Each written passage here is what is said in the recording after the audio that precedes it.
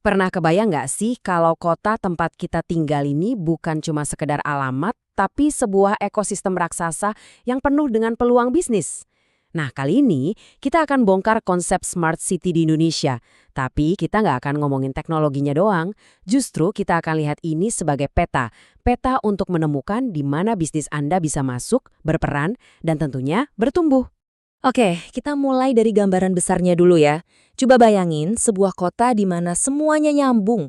Manusianya, infrastruktur fisiknya kayak jalanan atau gedung, sampai jaringan digitalnya, semuanya itu saling terhubung dan bisa ngobrol satu sama lain.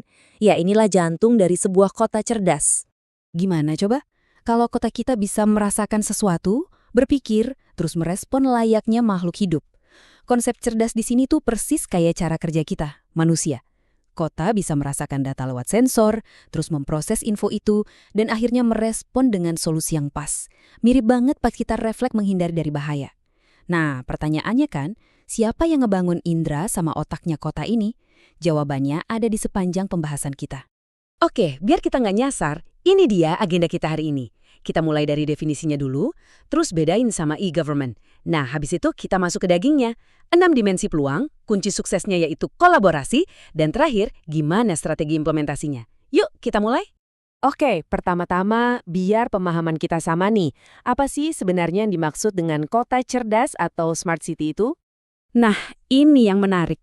Kata cerdas itu sendiri, kalau kita bedah, bukan cuma soal teknologi canggih loh, tapi lebih ke kemampuan sebuah sistem kota untuk merasakan, misalnya kondisi macet atau keluhan warga. Lalu, memproses semua informasi itu untuk kemudian merespon dengan tindakan yang efektif. Analogi kecerdasan manusia ini pas banget. Jadi, poin utamanya adalah ini. Teknologi itu cuma alat ya. Tujuannya jauh lebih gede dari itu. Bikin kota kita lebih kompetitif buat narik investasi dan lebih tangguh buat menghadapi macam-macam tantangan. Mulai dari bencana alam sampai masalah sosial.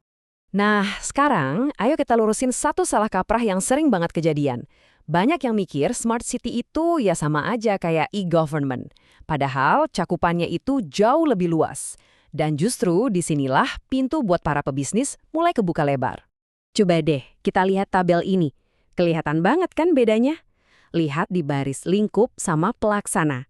Kalau e-government itu fokusnya cuma di internal pemerintah. Smart city itu melibatkan semua elemen kota, pemerintah, swasta, sampai masyarakat. Cakupannya juga meluas, bukan cuma G2C atau government to citizen, tapi juga ada B2B, B2C, bahkan integrasi antara ketiganya. Ini benar-benar perubahan cara pandang total. Nah, ini dia poin kuncinya. Smart city itu bukan proyeknya pemerintah sendirian. Ini adalah sebuah ekosistem. Dan namanya ekosistem, setiap pemain, termasuk dunia bisnis, punya peran yang sangat penting. Ini bukan lagi soal jadi vendor pemerintah, tapi jadi mitra strategis buat bangun kota bareng-bareng. Oke, sekarang kita masuk ke bagian yang paling ditunggu-tunggu, terutama buat Anda, para pelaku bisnis dan inovator. Peluangnya itu ada di mana aja sih? Jawabannya ada di 6 dimensi ini. Yap, angkanya 6. Ada 6 arena utama, atau kita sebut aja 6 pasar baru, di mana inovasi, bisnis, dan kolaborasi bisa benar-benar meledak. Nah, 6 dimensi ini itu kerangka kerja resmi yang dipakai di Indonesia. Ada smart governance, itu soal layanan publik yang efisien. Terus ada smart branding buat jualan kota dan pariwisatanya. Smart economy buat kuatin bisnis lokal. Ada smart living yang ngurusin kualitas hidup kayak kesehatan dan transportasi. Smart society buat bangun komunitas yang kuat dan terhubung.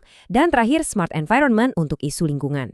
Setiap poin ini, bayangin aja, adalah sebuah pasar baru yang isinya masalah yang nunggu solusi dari Anda. Yuk kita ambil satu contoh, smart branding. Ini bukan cuma soal bikin logo atau slogan kota ya, tapi gimana caranya kita bikin platform pariwisata digital yang keren, masarin potensi bisnis daerah, atau bahkan mempercantik wajah kota.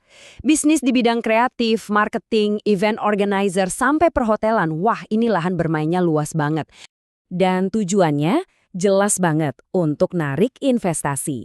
Artinya, setiap inisiatif smart branding yang sukses itu bakal menciptakan iklim usaha yang lebih bagus buat semua bisnis lain di kota itu.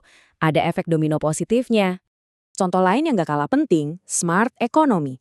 Pikirin deh soal membangun marketplace khusus buat produk-produk lokal atau portal investasi yang transparan dan gampang diakses. atau bahkan platform buat promosi industri kreatif di daerah. Ini semua peluang nyata buat perusahaan teknologi, konsultan bisnis, dan pastinya pengusaha lokal. Oke, kita udah tahu apa dan di mana peluangnya. Sekarang pertanyaannya, gimana cara wujudinnya? Jawabannya simpel, kolaborasi. Ini bukan kerjaan sendirian. Coba lihat siapa aja pemainnya di sini. Organisasi bisnis itu posisinya di tengah-tengah, sejajar loh sama pemerintah, akademisi, dan masyarakat.